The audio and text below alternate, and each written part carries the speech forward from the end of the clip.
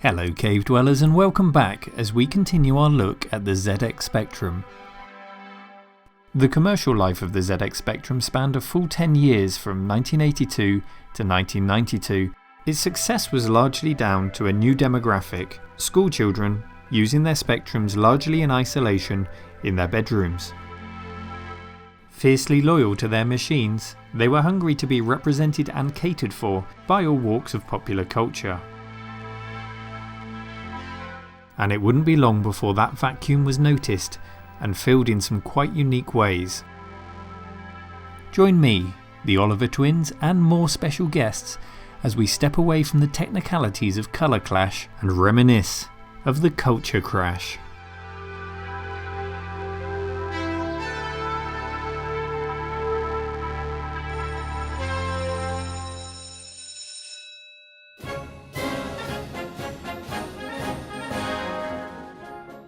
A British school in the 1980s. I don't think there's a better place to start in explaining the influence of the ZX Spectrum.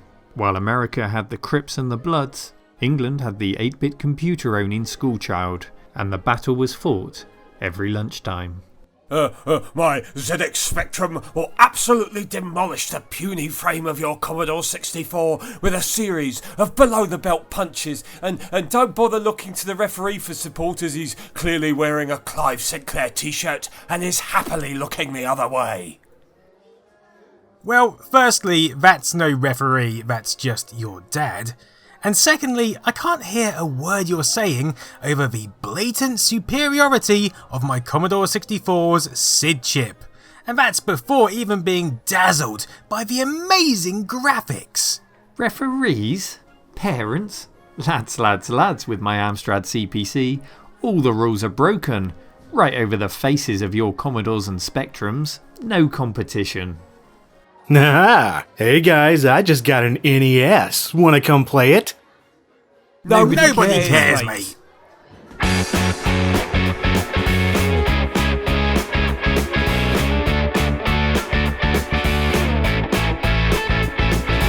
The brutal reality of the playground will never be forgotten, where friendships were forged with system allies and mud was slung at anyone who so much as looked the wrong way at your choice of system.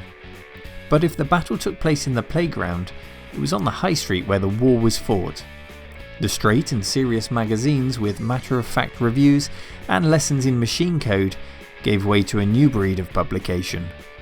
Your Spectrum magazine, later to be renamed Your Sinclair, and this, Crash magazine, became the Bible for Spectrum owners, ticking all the boxes for new young gamers.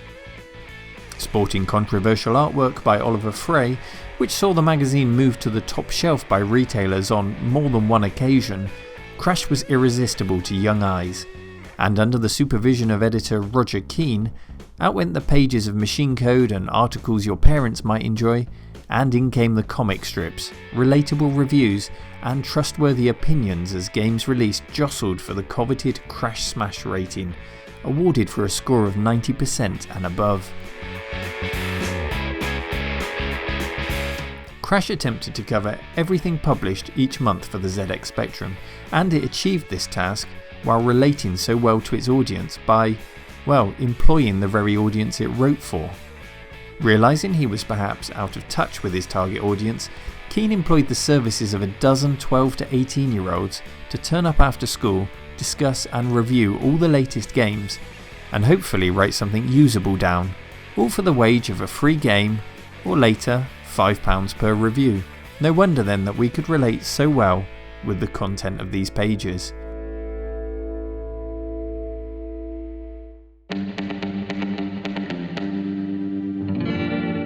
Recognising the success of Crash's first 2 years with the youth, Your Spectrum, which predated Crash and its plethora of technical articles, relaunched in 1986 as Your Sinclair. Influences ranging from Private Eye to Viz magazine inspired relaunch editor David Kelly to create another appealing playground publication which would sometimes take surreal trips into Agony Ant columns and the Killer column from outer space dedicated to science fiction. Your Sinclair from Future Publishing and Crash from Newsfield went head to head until 1992, when rival publisher EMAP, or the East Midlands Allied Press, took control of Crash and merged it with the successful but less fondly remembered Sinclair User magazine, dropping the Crash name completely. By this time, content was thin on the ground for the now aging and outgunned Sinclair computer range, but we hadn't reached this point without an almighty battle. The battle of the cover tapes.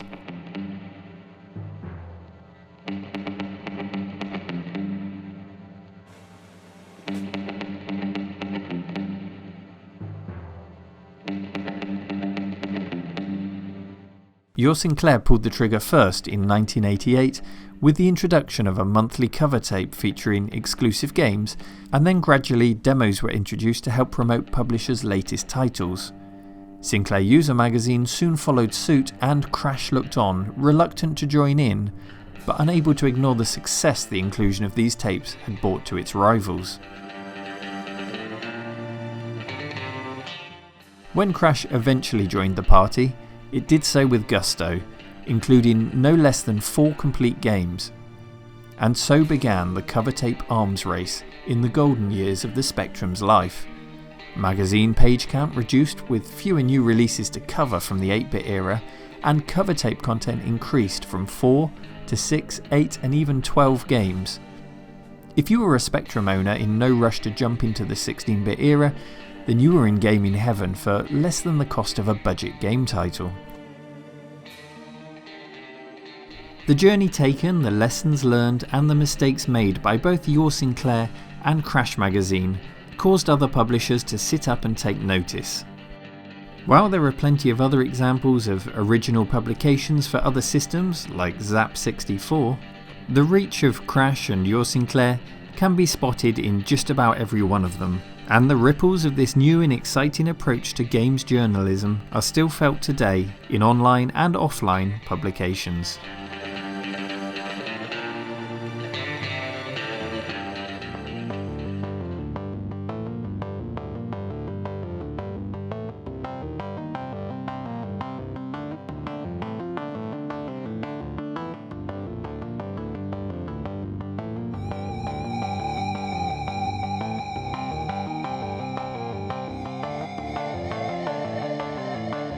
While I've never counted them personally, it's reported that over 23,000 titles existed for the ZX Spectrum. That would average at over 191 titles per month over its life, but of course in later years when developers had moved onto 16-bit micros, release rates were a lot lower, making those boom years even more incredible. The selection of titles available really should come as no surprise. It was reported that over 100,000 teenagers were programming on the ZX Spectrum in their bedrooms, for this was the birth and the boom of the bedroom coder, a time when AAA gaming titles could realistically be written by 1 or 2 people with nothing more than the low-cost ZX Spectrum to code and compile on, although many chose an alternative over the fleshy keys of the Spectrum with which to do their typing on. 2 such bedroom coders, or teenage whiz kids as the press would call them at the time, were the Oliver twins, Andrew and Philip Oliver. Here's what they had to say when I asked them about their time working with the ZX Spectrum. Well, hello and welcome, Cave Dwellers. I'm Philip Oliver. And I'm Andrew Oliver. And together we're known as the Oliver Twins. And we're here to tell you a little bit about what we did back in the 80s when we were writing all those games on things like the Spectrum computer.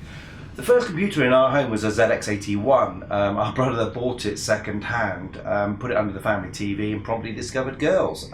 So that kind of left the computer free for us to sort of use and play with. But ZX81, 1K of memory and a papery keyboard, really wasn't very good. Well, we went through the manual and it had a few very short listings, 10 lines at most, but we typed them in and you got a feel that you could sort of like... You felt a little bit in control. 10, print, we're great, 20, go to 10, oh look, you now can do stuff on the screen. And yeah, it's like suddenly you're thinking, well, this is programming, I can do this isn't so difficult. But with 1K of memory, it's like, I can't actually do any more than about Pong. The one thing that ZX81 taught us was we need a better computer. We want one with speed, graphics, colour and a decent keyboard. So, when did we first realise we could actually make a career out of it? I don't know. I don't think it was ever actually thinking of it as a career. It was just... We can definitely do this for the next year. Can we actually do it? It was all about just taking steps of just like trying to understand ourselves how these things work, like by typing listings and sort of getting more and more things working. And we were just fascinated. All of our friends had sort of Spectrums and Commodore 64s at school, and there's us, the sort of, I was going to say posh kids. Well, there were two of us, so we could kind of club our money together and sort of buy the BBCB. But everybody else was kind of on Spectrums and Commodore 64s at school. So we were well aware of the Spectrum, and we were well aware of how successful it was. And when we were making games, we thought that kind of it was, well, first of all, beyond us to make games like those ones being made by Ultimate and things like that. So I remember seeing Ant Attack and thinking, I can't do anything like that. But then we started sort of developing our own games for the BBC at first, and then on to the Amstrad. And it wasn't until '86 that we actually got a Spectrum. And our Spectrum was actually sent to us by Codemasters, by David Darling. He actually said, why don't you actually convert your games from the Amstrad onto the Spectrum yourself? Yeah, I mean, it was a funny thing because we were like 4 years sort of after its launch date, and we kind of figured we'd missed the boat. We actually felt that we missed the boat with programming altogether because there were lots of good programmers out there starting to develop games, and those games were already out there, and we were starting to learn to program, and we thought we've missed the boat here. And then the irony of going backwards to a computer that was 4 years old just seemed a bit unintuitive. But then having said that, it's where the games were being sold or bought. So therefore, by that time, the Spectrum was sort of mass market. I mean, it was into its millions. The games were racking up on the shelves, and you could sell high volume. So we didn't actually use the Spectrum to develop on, even though that's where we published most of our games. We actually used our Amstrad CPC 664 to begin with, and then a 6128. 6128. So it had lots of memory, 128K of memory, and a disk drive. And it also had a plug-in ROM assembler cartridge, which was brilliant because this computer was a really good dev environment, and it meant we could compile all the code. It thought it was compiling it for itself because the Amstrad is a Z80 chip, but actually we were compiling the Z80, sending it down a ribbon cable into the back of a Spectrum, and then just getting the Spectrum to execute it. And it was a really quick turnaround, and it meant that you stayed in your editing environment. It's actually the way most games are developed, like going forward now. But in those days, to have a sort of slave computer, as it were, was actually quite novel. And we just did it simply because we couldn't conceive using that keyboard after using the decent keyboards of the BBC Micro and the Amstrad, and conceive any sort of tape drive systems on the Spectrum when we'd been used to sort of using the disk drives. So we got a electronics friend to sort of like make this ribbon cable called the SPAM, Spectrum to Amstrad Link, and that worked really well. And it also meant that if you wrote code that crashed on the Spectrum, which was common, it didn't really matter. It was sent down, crashed, you still had your dev environment there, you go in, fix it, send it down, and within a minute you were playing the game again. Yeah, and it meant you could use the whole of the Spectrum memory because you didn't have any code, any source code residing in the Spectrum memory itself. So we can use every single byte of it, and then when the game was working at its full and it'd been taken down from the Amstrad, filling the memory up, we would simply press a special sort of secret key combination on the title screen, and that would then save it out to cassette from the Spectrum, and then that would become our master. So apart from working hard, a secret to our success was having this sort of main dev computer with a slave computer, and it was working really, really well. And we were sort of gobsmacked when we found that other developers were not doing that sort of system, just using the computer itself, which meant that lots of saving before you run it, and then if it does crash, lots of loading, and it just took ages. I guess the other thing that we were doing, which was sort of making our games much easier and faster to develop, was the fact that one of the first products we developed was actually an art package, so none of this graph paper, because we just found that too painful. So we wrote Panda sprites, and we were developing all of our sprites within that art package, within that sprite package, saving it out. We had all that code, so it was very, very quick for us to be able to produce all the graphics we needed within this package, output them into this special file, and then actually develop the game logic separately, which was just an incredibly fast way of working compared with the way other people were working. So we'd actually put a decent amount of time and effort into making some tools and editors so that we can make games. So back in the days when we were working on the Spectrum, sort of the mid-80s, there was no internet. You couldn't ask other people on the internet and forums and stuff to find out what people were doing, what the best techniques were. And in fact, to be honest, you couldn't even find them. I mean, you couldn't find other developers. The only community that we sort of became aware of really was when you went along to your publisher. They may have had a few sort of programmers and artists in back rooms doing work, and certainly that happened when we were at Interceptor. We spoke to 2 or 3 other artists and programmers there, and then of course when we went to Codemasters, have games published there, they started actually employing people or having people on site, programmers and artists, and I guess that's where our community sort of started to develop. We first started working with Codemasters when we met them at a trade show. I think it was ECTS in September of '86. That's right. And we were going around sort of talking to all the different publishers that were there, and they all had their stands. And one of the smallest stands, and it was basically just sort of 2 banner stands and a small table and a couple of chairs, was Codemasters, and we thought, oh, never heard of this company before. And the Darlings were there with their father, so Richard, David, and their father Jim. And we walked over to them and sort of said that we were game developers and we've already had several games published. We didn't tell them we hadn't been paid very much for any of them.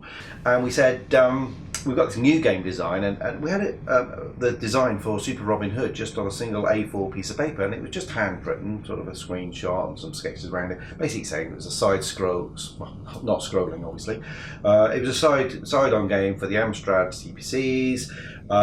You play Super Robin Hood, you had to get through the castle and rescue Maid Marian, and we asked David sort of how much they would pay for a game like this, and David answered £10,000. I'm like, whoa.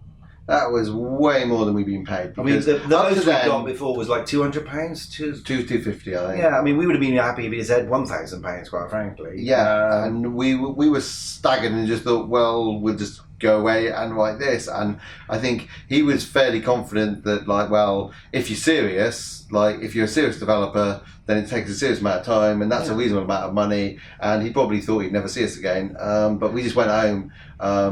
And just worked like stupid hours, absolutely stupid, which sort of started our sort of work mentality. That started our work ethics, and that's what we carried on for sort of 5 years. And we basically went back to Codemasters with it mastered. About a month later, turned up at their offices, said, "There we go, £10,000."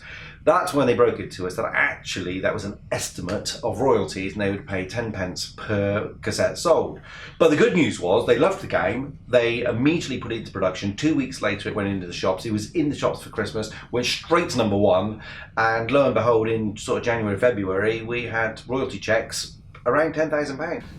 So some of the things that we've learned from those writing games in those early days that I think have always stood us well is, firstly, understanding all the bits and how they all fit together. So we were sort of a jack of all trades and master of none. We did a bit of graphics. We were quite good at quite a bit of sound, a bit of graphics, a bit of design, a bit of but everything then grew up over the years, and then you get specific people to go and do the art or the audio. But we understood the concepts and how it all plugs together, and where the sort of the problems can occur between them not working. So that's held us in good stead. The other thing is just optimizing code, because it's so easy now with computers being so powerful to sort of get stuff running and go, well, it runs. It doesn't matter that it is written a bit scrappy or whatever. You had to really plan things out and code them really efficiently and make sure that there was a foundation there that they could be built on later for other games, because you'd come back to routines and you'd use it again.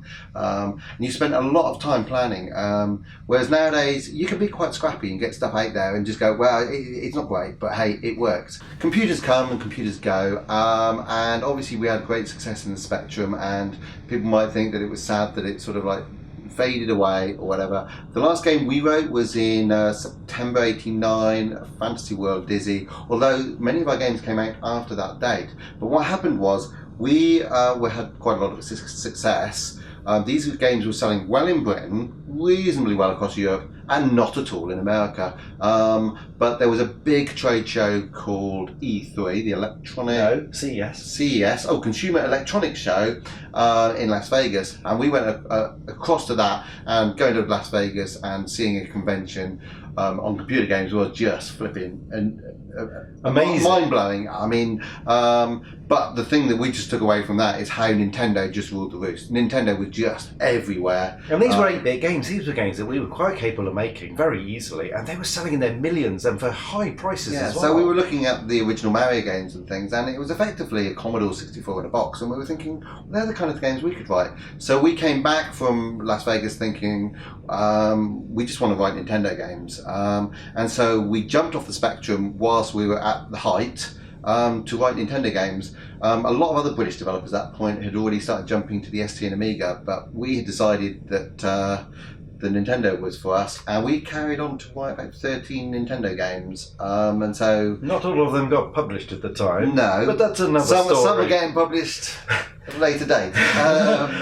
Yeah, but we did actually. Some other developers carried on and did some more Dizzy games, and in fact, we set up a studio which turned into Blitz Games Studios in 1990. We started hiring people. Some of those people we actually asked in the office to write some Spectrum games. So things like Robin Hood, Legend Quest, and Bubble Dizzy were written in the office. Crash Magazine or your Sinclair, which is the better one? Well, to be honest, anybody that wrote really good reviews of our games, they were the best that month. Yeah. To be fair, I think it was Crash. It was always a bit more edgy, and it was unofficial, and you felt that they were giving the honest opinion. And I think it was a bit more jazzy. Yeah, it was. It was down with the kids a bit more. The Your Sinclair seemed a little bit too corporate. Yeah, staid and official. Yeah. So Crash had the edge. The Oliver twins chose to pair up with Codemasters, as we heard, to release 27 titles and 14 #1 hits. This made them one of the most prolific and successful developers on the ZX Spectrum.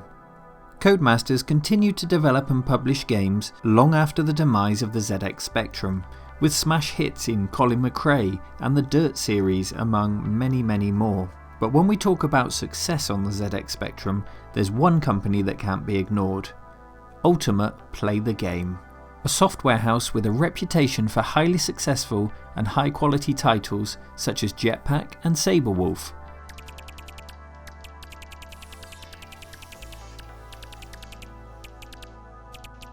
Founders Tim and Chris Stamper's fledgling company turned over in excess of £1 million, selling over 300,000 copies of Jetpack in 1983, a time when only 1 million 16K ZX Spectrums had been sold. A very early example then of the killer app. The Stampers shrewdly sold the Ultimate catalogue to US Gold in late 1985, but not before registering a new company who were mysteriously credited on subsequent releases. Rare Designs on the Future was their new enterprise, soon to be shortened to just Rare. The same Rare who went on to produce Donkey Kong Country on the SNES and GoldenEye 007 on the N64, the turning point for first-person shooters on games consoles, and love or hate the genre, a catalyst in the development through to the current multi-million selling FPS titles. And it's in those two guys, Tim and Chris Stamper, with a vision, a ZX Spectrum and a room in a house next to a family-run newsagent, that you have to thank for that. And then there was the Enigma, the one-man coding machine who produced one of the biggest hits on the ZX Spectrum before disappearing into obscurity for 15 years. Like the Oliver twins, Matthew Smith chose to use a different computer to code and then squirt the code down into the memory of the ZX Spectrum, in this instance a Tandy TRS-80. Using this machine, a 16-year-old Smith developed Manic Miner in just 6 weeks. Here's a short clip courtesy of Elite Systems on how he came about acquiring that first computer. Well, to be honest, it's an expensive luxury for a small boy, and so I was drawing them in my school books before imagining that new games that could be made, and I was thinking of them purely as arcade machines to begin with. Home computers didn't really figure into it, so when home computers started to become available, that's when I thought I saw the opportunity there. A friend at school his dad had an Apple II, and that's the one I really wanted. So I started saving up, cutting hedges, washing cars, and the Acorn Atom is the one I had my eye on.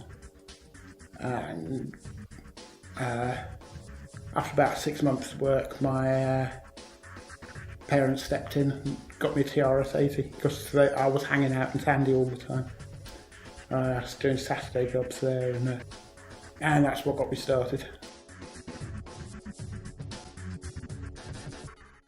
Following the success of Manic Miner, Smith went on to create Jet Set Willy. This took him considerably longer at 8 months of development, and then, under a cloud of mystery and rumours of ill treatment by publishers and extravagant lifestyle choices, he vanished, only to be found 15 years later in a Dutch commune.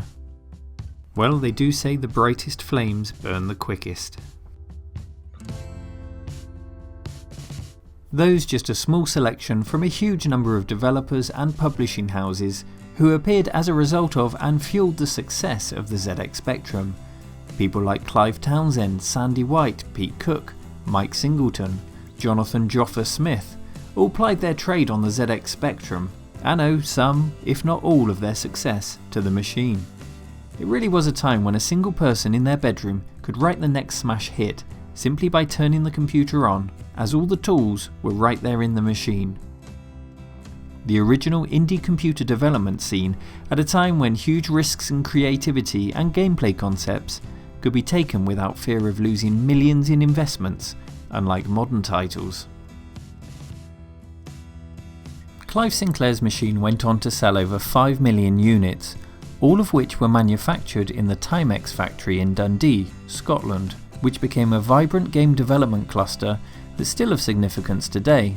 Abertay University, located in Dundee, offered the world's first computer games degree in 1997.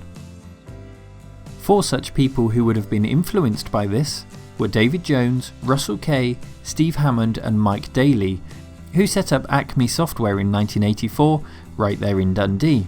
They met at the Kingsway Amateur Computer Club in Dundee, Jones with his Amiga 1000 and the rest with their Spectrums. No doubt the buzz of this fledgling gaming industry, the roots of which were right there in their own city, played a huge part in stirring them into action in forming their own company.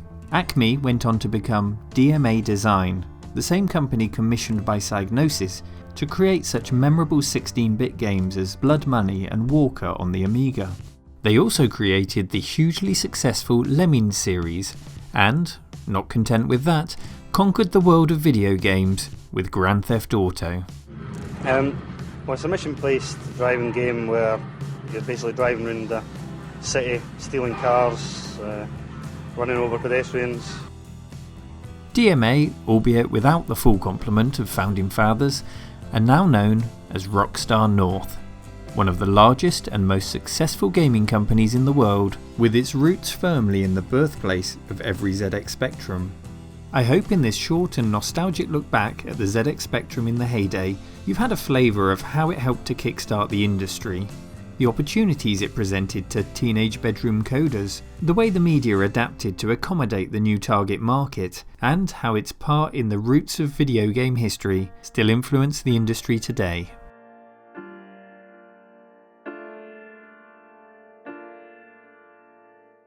But what happened is it spawned a generation of sort of older teenagers, younger 20-year-olds as hobbyist computers with keyboards where you would type in listings and you would learn how they worked. And I think that really put British developers on the map way ahead of all other countries, which was incredibly important. So it does mean that sort of UK developers are best in the world. We always punch way above our weight. We're a tiny country with a tiny population, but some of the best-selling games in the world are created in the UK. And it's interesting that actually when we go around to conferences across the world, we go to America quite a lot, but you can go into Japan and places, and you find so many British people that have like relocated to Japan or California or Seattle, and they started obviously on Spectrums and Commodore 64s, and they've just sort of grown up with it, and they've got jobs and decided not to stay in this country, which is a shame they're not in this country, but it definitely made British programmers the sort of envy of the world. And I think, yeah, a lot of this you can actually credit right back to Sir Clive Sinclair wanting to get a computer out under £100 and aimed to the masses, and that's what he achieved, and that's what will be his legacy.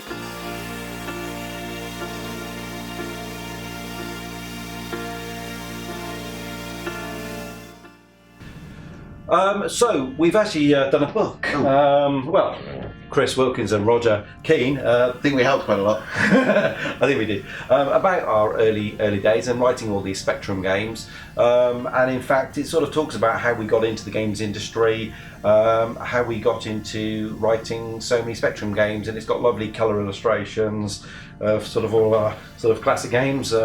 There's the charts and how we got into sort of jet skiing. Lots of funny anecdotes. Research, loads of funny anecdotes. And all about our sort of early successes. This takes us from 83 to about 93. It's a good colourful read, and the guys put a really good job together. It was a Kickstarter campaign last year. But it's available now from their website or from Amazon. Okay, so yeah, easy to buy. Good read if you enjoyed this video. And money goes to charity. Thanks for watching, Cave Dwellers. Take care.